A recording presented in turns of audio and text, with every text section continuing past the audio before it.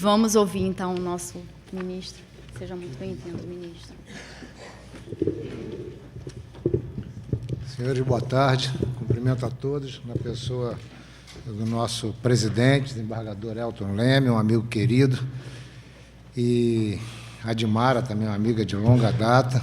Então, eu quero só externar, antes de começar a palestra em si, que eu me sinto muito à vontade aqui. Como falou a Dimara, eu me permito chamar assim, eu sou da casa, trabalhei 30 anos nesse tribunal e hoje estou no Superior Tribunal de Justiça e a minha casa é essa, estou lá de passagem, mas a minha casa de origem é essa e sempre será. Então, eu estou falando no meu tribunal, me fica mais fácil. Muito bem, eu procurei abordar na palestra um sentido mais amplo nessa questão do constitucionalismo global, e procurar estabelecer uma vinculação de interdependência entre esse constitucionalismo global e as catástrofes, as tragédias e o direito. Nós estamos cada vez mais caminhando no sentido, na direção da globalização. E a globalização, ela é em tudo, ela não é só no comércio, não é só na linguagem, não é só na comunicação em si. A globalização, no sentido das comunidades procurarem um regramento que atenda basicamente a todos os interesses, é um fato. E a gente está aí diante das grandes convenções internacionais, da Constituição da Comunidade Europeia, e a gente tem que enfrentar essa dificuldade, né, que são regras de caráter internacional, mas que elas muitas vezes colidem com as regras dos países, dos estados que a elas se vincularam. Então, isso está trazendo uma grande dificuldade para os operadores do direito, de uma forma geral, até pela nossa formação. Então, vamos lá. Vai para cá? Para ver se pudesse estar... Está ruim, né? Está claro. Vamos lá. O Grotius, um holandês, lá no século XVI, em 1500, ele dizia que o homem possui naturalmente o desejo de viver em uma sociedade ordenada, ligada pela noção de que os estados e seus governantes possuem regras mínimas de sociabilidade que se aplicam a todos e que possuem fundamento em características irrefutáveis e comuns a todos os homens. Quer dizer, aquilo que ele falava no sentido de uma globalização de certos interesses, não de todos, mas alguns interesses básicos, eles suplantam as fronteiras, né? Eles estão acima dos países. Isso nós, na nossa formação convencional, a gente aprendia como direito natural, né? É o direito que está acima do regramento individual de qualquer comunidade. Nos últimos anos, temos acompanhado a tendência da reunião dos países em blocos, e o exemplo mais paradigmático seria o da União Europeia. Uma pesquisa realizada na Universidade de Washington mostrou que os Estados-membros dos Estados Unidos da América, a maioria esmagadora realizou modificações nas suas constituições estaduais, modificações bastante densas, sendo que 70% delas foram totalmente substituídas por constituições absolutamente novas. E a gente vê o seguinte, que essas constituições, aquilo que acontece, que está acontecendo, que nós estamos observando no Brasil, não é diferente no resto do mundo. As constituições novas, que estão vindo para trazerem regramentos mais específicos, mais atualizados para os países e para os Estados-membros das comunidades a que elas pertencem, elas estão polarizadas. Apesar de elas terem senso comum naquele bloco a que elas pertencem, elas estão polarizadas em constituições liberais e constituições sociais. Então, a gente vê isso na nossa sociedade, né? Nós hoje temos uma sociedade que está polarizada em relação ao cenário político e as vinculações ideológicas da própria população. Isso não é um fenômeno só nacional. O mundo inteiro está vivenciando essa polarização, né, do social e do liberal. E a gente vai ter que encontrar um meio termo aí, que é sempre isso que vai resolver, né? Então, eu estabeleço e coloco na palestra que é uma relação complexa de interdependência e diferença entre os Estados. É o conceito de constitucionalismo global.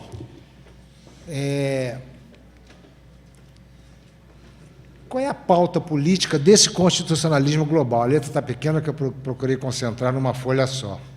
Então, essas constituições que, na verdade, conglomeram, abrangem mais de um país, mais de uma nação, na verdade, diversas nações, e particularmente ligadas a continentes, elas têm pautas em comum. O que está acima dos interesses individuais de cada país? E essa é a pauta das constituições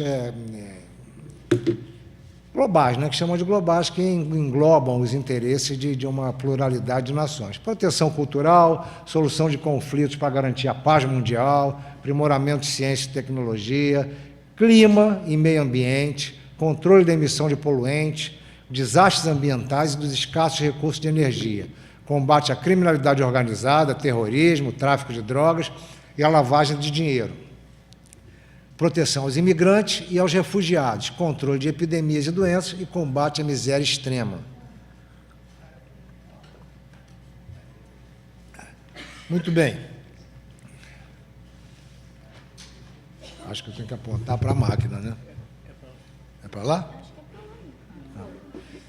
Os objetivos do constitucionalismo global: unificar os ideais humanos a fim de fortalecer o sistema jurídico político internacional, elevar a dignidade da pessoa humana, diminuir barreiras naturais e humanas entre os Estados que o compõem e favorecer a interação, unificar padrões de ideais humanos e mapear a diferença. Isso é uma coisa dificílima.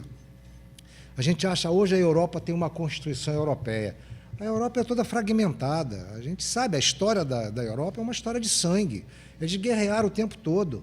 Eles combateram, eles se ocupavam, invadiam, até bem pouco tempo. Então, você tentar unificar isso numa Constituição com padrões, com valores que estejam acima das constituições individuais, é um desafio e que todos nós temos uma participação importante nisso. Eu lembro lá, há algum tempo, que eu fazia um curso na Inglaterra e fiquei muito amigo de um belga. Um belga muito inteligente, um homem muito erudito, e eu fiquei amigo dele no curso, que era um curso de várias pessoas de vários países. Mas ele deixava transparecer esse ranço, né, das polarizações europeias, que uma vez um passarinho foi atropelado, um passarinho na rua, eu estava andando com ele, disse, atropelou, matou o passarinho ali. Ele virou para mim e disse assim, a English bird. É um passarinho inglês, quer dizer, é a maneira que eles têm muitas divergências, né? Bom, forma de aplicação do constitucionalismo global, definição de parâmetros de aferição da validade das constituições nacionais, que é o mais difícil, e que é a criação das cortes internacionais de julgamento.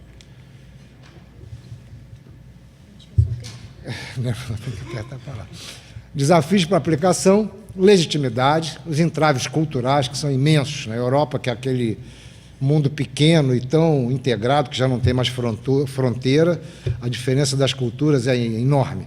Remodelamento do conceito de soberania, dificuldade na definição das normas hipotéticas fundamentais, porque é isso que é a norma. A norma é uma regra, né, abstrata, genérica e abstrata, e a aplicação dela ao caso concreto é que é a grande dificuldade, e as prioridades de cada país. Quando se fala em poluição com a China diz, não, os países que estão falando agora em poluição já devastaram o que quiseram, e hoje que eles estão num patamar de riqueza, querem me impedir de enriquecer. E a gente tem que lidar com isso. Quer dizer, a gente não tem força coercitiva para impor aquilo que a gente acha importante. E o trabalho tem que ser aquilo que a nossa desembargadora referiu, conversar, mediar, até conseguir o convencimento. Isso aqui. Bom, perspectivas para a aplicação do constitucionalismo global. Apesar de ser uma sociedade multicultural, a globalização tem aproximado cada vez mais as sociedades, proteção de valores universais comuns, é isso que se tem que encontrar. Quais são os valores comuns que a gente quer preservar?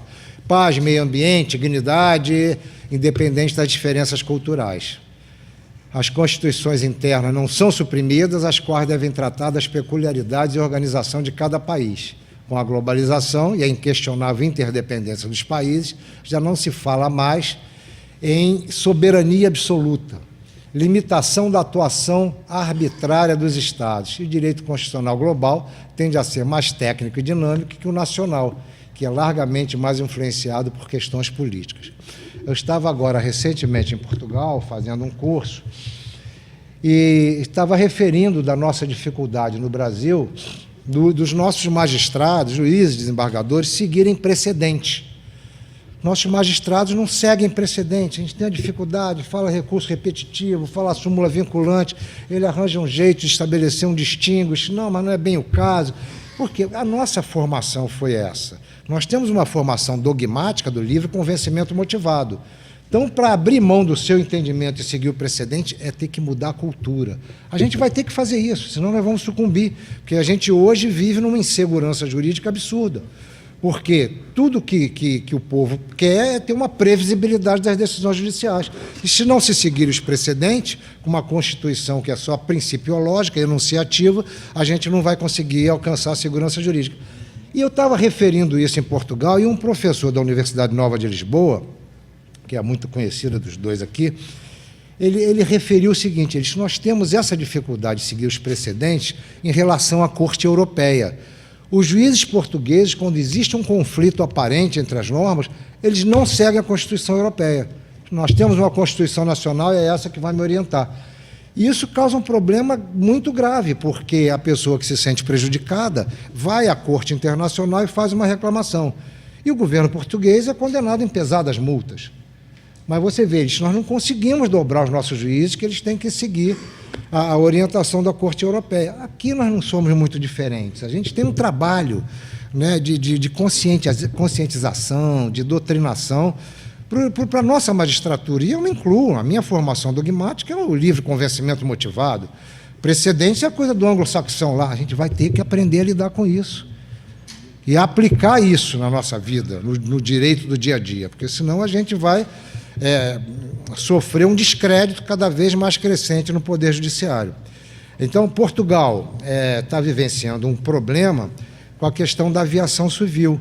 Você vê um mapa da rede aeronáutica da europeia, é traçado de companhias aéreas com linhas para todos os lugares. Portugal tem 3 ou 4 companhias que atuam. As outras não atuam por conta desse comportamento do judiciário que se recusa a seguir os padrões internacionais. Então, eles lá, é uma convenção internacional que dizem que extravio de bagagem tem um padrão fixo para reparação. Isso nos atinge também, né? Só que a gente não segue. Então, o dano moral está acima dessa convenção internacional. O juiz nacional não segue. Sabe o que vai acontecer? As companhias aéreas vão sair daqui, como saíram de Portugal. Em Portugal tem 2 ou 3 companhias aéreas. É a TAP e mais umas 2 pequenas. As outras não pousam mais em Portugal. E a gente não consegue superar, porque os juízes não querem se vincular, se submeter àquela convenção internacional. Então, o que eu estou tentando estabelecer aqui é que o caminho vai ser muito mais árduo do que a gente imagina. Nós fazer a Convenção Interamericana de Direitos Humanos.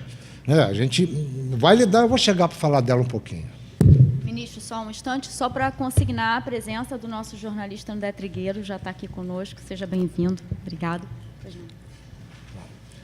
Tratamento jurídico das catástrofes humanas, na antiguidade, já foi referido aqui, os desastres naturais eram vistos como intervenção divina, então não tinha que se meter, o Estado não tinha que se meter nisso. Evoluiu para o entendimento de que os desastres da natureza são fenômenos naturais e sociais, sujeitos a controle e responsabilização. Recentemente, houve uma expansão da aplicação do direito internacional para a resolução de problemas comuns dos países, o que inclui os desastres da natureza. Talvez a solução esteja aí, nas convenções internacionais, apesar da dificuldade de se estabelecer a coercitividade dessas normas. Responsabilidade ambiental internacional, o desenvolvimento de indústria, aumento populacional, consumo desordenado de recursos naturais, busca por lucratividade, leva a maior atuação humana e cada vez mais lesiva ao meio ambiente. Problemas que antes interessavam apenas ao Estado, onde ocorreram, hoje ganham interesse internacional. As perguntas que ficam: qual o papel da comunidade internacional diante das grandes catástrofes? É possível invocar regras universais do direito ambiental perante o Poder Judiciário?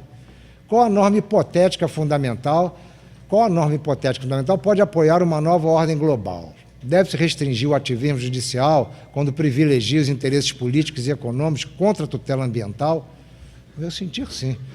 Quando um evento ecológico danoso de grandes proporções não recebe a resposta devida dos governos locais, o que pode ser feito? E a gente está vendo isso aqui, a gente não tem a resposta devida. Será que devemos ir às cortes internacionais? Quais as sanções?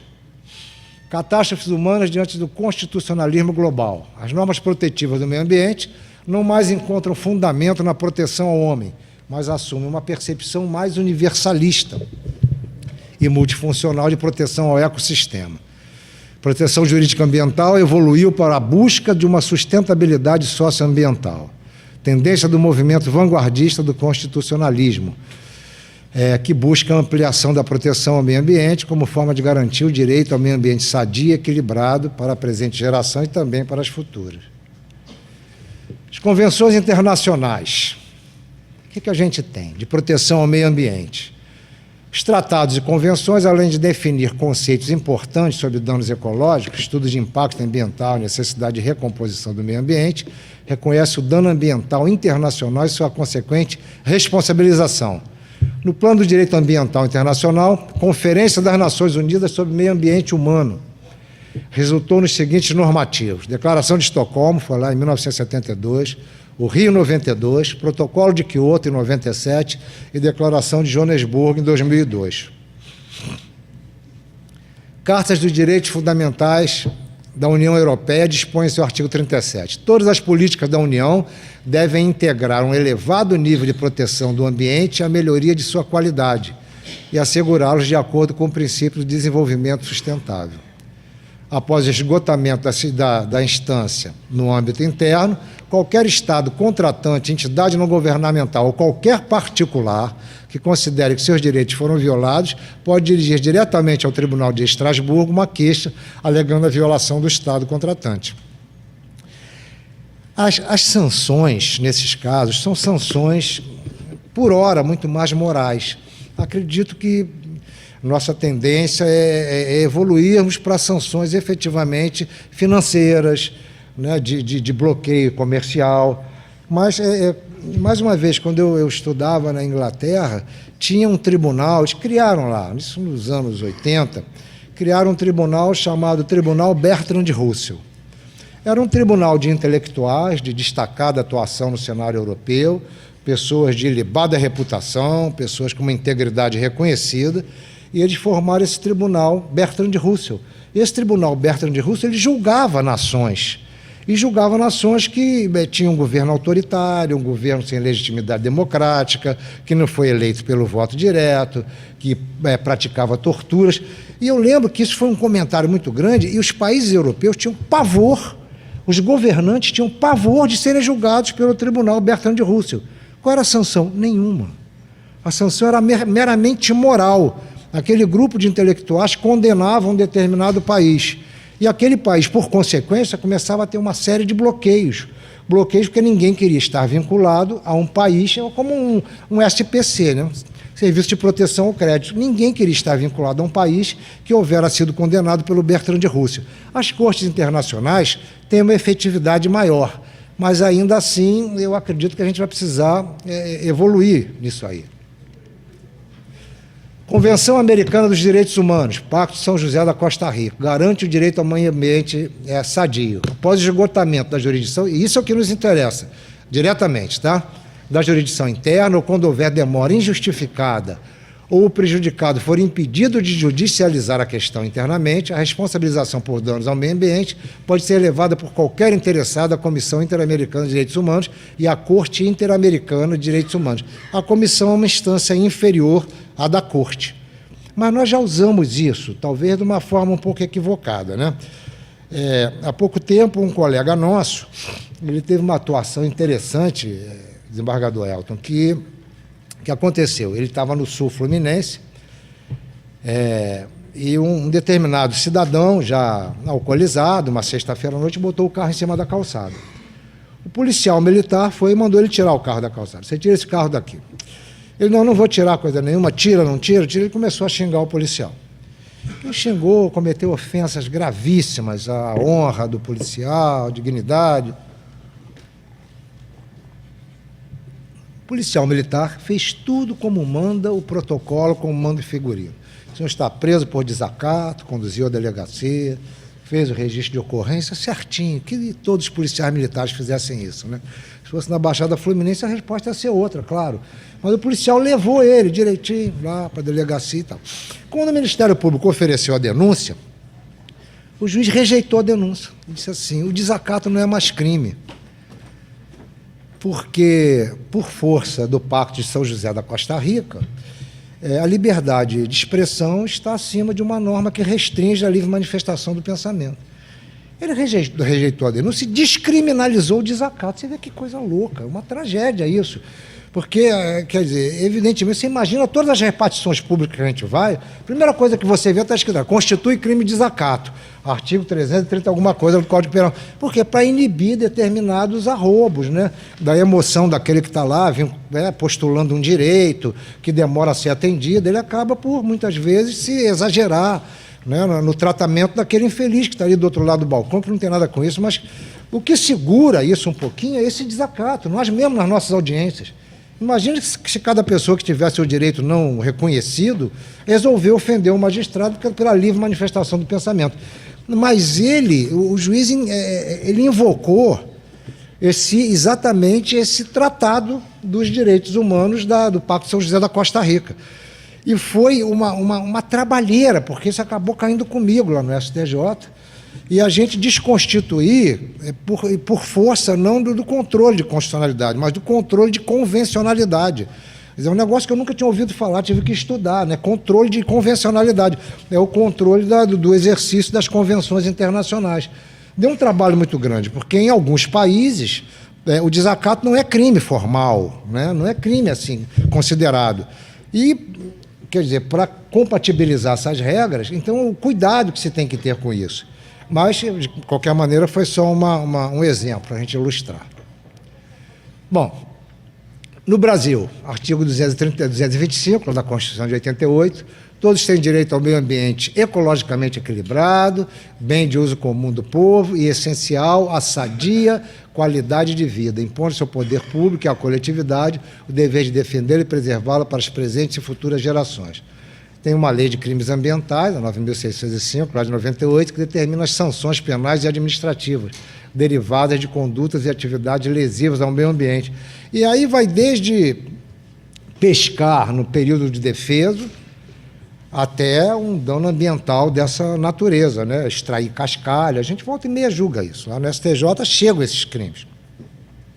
E a argumentação sempre é do pequeno potencial lesivo, que, na verdade, invoca o princípio da insignificância, que o cara estava só com 3 peixinhos e tal. Então, a gente tem que discutir, né, a insignificância versus a defesa do princípio da proteção ecológica. Mas é alguma coisa com a qual a gente está aprendendo a lidar. Bom, o caso da usina hidrelétrica de Belo Monte. Eu trouxe esse exemplo porque ele é interessante de como a gente lida com essas questões do direito internacional, da constitucionalização global e do direito nacional, né? Em 2005, teve o Decreto Legislativo 788, que implanta o aproveitamento hidrelétrico de Belo Monte, no Pará. Muito bem. Em 2006, o Ministério Público Federal ajuiza uma ação civil pública com o objetivo de paralisar as atividades administrativas relacionadas à condução do processo de licenciamento da usina de Belo Monte, sobre o fundamento de suposta nulidade do decreto legislativo, que possuiria vícios formais e materiais. Em 2007, o Supremo Tribunal Federal reconhece a impossibilidade de se considerar inválido o decreto legislativo e obstar o ato do IBAMA, que o objetivo era conduzir o processo de licenciamento da usina de Belo Monte. Em 2011, a Comissão Interamericana de Direitos Humanos determinou a suspensão do processo de licenciamento ambiental do projeto da usina de Belo Monte e qualquer obra ou construção até que o Brasil cumprisse algumas condições. TRF1, que é lá de Brasília, tem uma abrangência territorial muito grande, proíbe o IBAMA de praticar qualquer ato administrativo e tornar insubsistentes aqueles já praticados referentes ao licenciamento ambiental da usina hidrelétrica de Belo Monte, em decorrência da invalidade material do decreto. Ele opinou no sentido da recomendação do MP, por violação à norma do artigo 231 da Constituição Federal e da Convenção da OIT. 2012, o STF não cumpre a recomendação da Comissão Interamericana de Direitos Humanos e defere a liminar na reclamação número tal para permitir a continuação das atividades da usina, por entender que o acordo do TRF1 descumpriu a decisão proferida anteriormente, na qual, em homenagem à ordem e economia pública, autorizou-se a atuação e licenciamento ambiental da obra da usina de Belo Monte. O processo encontra-se pendente de julgamento. Em 2018, a delegação da Comissão Interamericana visitou a aldeia indígena Miratu, afetada pela implementação da usina, e chamou a atenção do governo e da sociedade para a urgência de se revisar os critérios impostos pelo governo para a sua implementação. Então, você vê, o conflito, não só de normas, mas um conflito muito grave de interesses. Porque o que acontece? A gente tem um interesse ambiental que, evidentemente, tem uma relevância destacada, mas o Supremo Tribunal Federal, ele considerou uma circunstância muito mais abrangente no sentido de que benefícios que essa usina de Belo Monte pode trazer para toda a região norte, em detrimento daquele mal que ele pode causar para aquela aldeia indígena ou para aquela comunidade. É difícil. A gente vai parar tudo. Vai parar o progresso. Há pouco tempo atrás, uma juíza federal daqui do TRF2, do nosso Tribunal Federal, minha querida amiga, ela suspendeu a atividade da usina de Angra, dizendo que ali não tinha um plano de evacuação eficiente. Você imagina que tragédia. Ela ia deixar 5 ou 6 cidades sem energia, até que se elaborasse um plano de evacuação em caso de acidente. A intenção dela, acredito que tenha sido a melhor, mas é um ativismo judicial absolutamente despropositado. Você imagina 5 ou 6 cidades, né, daquela região da Costa Verde ficarem totalmente sem energia durante meses e meses até que se elabore um plano contingencial. Evidentemente que o presidente do tribunal cassou a liminar, né, e a usina continuou e o plano foi sendo elaborado. Então, são circunstâncias que a gente tem que ir ponderando. Muito bem. Ruptura da barragem de Mariana foi exaustivamente falado aqui e por conta disso eu vou me permitir que a gente passe muito rapidamente. Rio Doce permanece contaminado, as vítimas ainda não foram indenizadas, processo criminal contra os executivos da Samarco figurou como réu, não tem pauta para julgamento. Das 68 multas aplicadas por órgãos ambientais, apenas uma está sendo paga em 59 parcelas. Os casos analisados nos mostram que o compromisso constitucional de proteção ao meio ambiente, bem como as disposições infralegais, entre elas a lei criminal, não foram suficientes para evitar ou solucionar os recentes desastres da ruptura das barragens.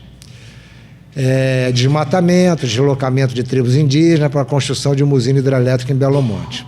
Os danos de grande relevância causados por essas catástrofes humanas são suscetíveis a atrair a atuação internacional de forma a garantir a efetividade dos direitos fundamentais à tutela ambiental. Normas jurídicas e decisões internacionais não têm forças vinculantes. Aquilo que nós falamos.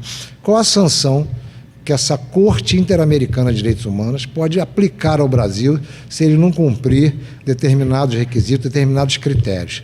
Então, muito mais, quer dizer, essas normas, elas têm um efeito muito mais moral muito mais pedagógico do que efetivamente de coercitividade.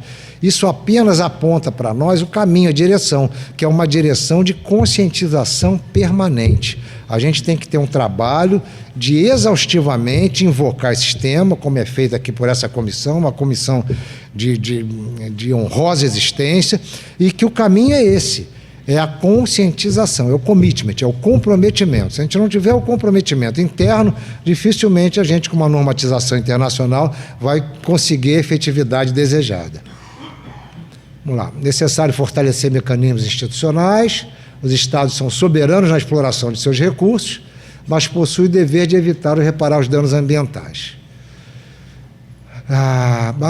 Fortalecimento do direito internacional é evolução e não retrocesso. Eu estou falando, trouxe esse exemplo aqui, que é um exemplo para a gente, já encaminhando para o final, como é que a gente vai lidar com as questões que hoje em dia transcendem os direitos, os regramentos constitucionais de cada Estado-membro. A questão das criptomoedas. Eu, quando estava estudando para fazer essa apresentação aqui, eu me deparei com alguns autores já citando os bitcoins. E eu não sabia como é que isso funcionava, né? E fui lá saber como é que isso funciona. Eu continuo sem saber como isso funciona. Li um bocado sobre isso. Mas o que acontece? Porque esses bitcoins foram criados por um japonês que resolveu se insurgir contra os parâmetros convencionais de moeda de sustentabilidade através do lastro em ouro. Ele disse assim, por que eu tenho que ter lastro em ouro? Por que eu tenho que ter uma moeda que seja vinculada ao curso legal daquela determinada nação, daquele país? Eu posso ter uma moeda internacional com efeito liberatório, que não tem problema de fronteira, não tem problema de lastro, e ela vai se regular pelo mercado. E ele criou o Bitcoin. Eu disse, qual é o louco que primeiro comprou um Bitcoin? Que eu não ia dar R$1 por um negócio desse. Mas esse Bitcoin, na verdade, ele começou a ter uma expansão e um fortalecimento que é absurdo. Hoje em dia, quer dizer, isso muda, ela oscila de acordo com o valor no mercado. Mas quando eu saí de Brasília na quinta-feira passada, o valor de uma Bitcoin já estava em R$37 mil. R$37 mil, e você consegue negociar aquilo através da internet. Um dos idealizadores e disseminadores das bitcoins foi preso nos Estados Unidos porque identificaram que estava sendo utilizada a Bitcoin para financiar o tráfico de drogas internacional. Ele foi preso por participar de uma organização criminosa e a defesa dele dizia, não tem nada com isso, como usam meu dinheiro. Então, se usarem o dinheiro normal, com curso legal, para comprar entorpecentes ou para fazer assassinatos em massa, você vai fechar o Banco Central? Quer dizer, por que eu que idealizei a moeda, mas foi preso e cumpriu 2 anos lá. Só que nesse período que ele teve 2 anos, ele multiplicou a fortuna dele em bitcoins de um negócio assim assombroso. E as bitcoins continuam aí. Quer dizer, hoje esse negócio de você internalizar capital, quem tem dinheiro no exterior, é uma burocracia enorme, dentro de dinheiro convencional, que está sujeito a fronteiras, moeda, liberação, curso legal. O Bitcoin não tem isso. Ele libera pelo computador e isso está trazendo uma angústia, um desespero aos banqueiros internacionais. Eles não sabem como lidar com isso. Porque se isso realmente vier a se efetivar no plano internacional, é um constitucionalismo que não está previsto. Mas se vier a se efetivar, acabaram os bancos. Os investimentos serão de outra forma, de outro padrão. Eu não consegui aprofundar, não consegui acreditar, continuo sem botar R$1 meu nos bitcoins, que eu sou muito conservador. Eu prefiro a notinha que eu posso contar, que está lá guardada na poupança mais convencional. Mas ela está aí, é uma realidade, na Europa já se usa, estão fazendo transações imobiliárias aos montes, com as taxas das criptomoedas, e a gente está dependendo de uma regulamentação ainda, que a Corte Europeia já está se preocupando em tentar regulamentar, com uma resistência ainda bastante acentuada dos banqueiros, né, que eles serão os prejudicados. Bom, senhores, eu trouxe mais perplexidade do que proposta de solução, mas é isso que eu tinha a trazer para vocês. Muito obrigado.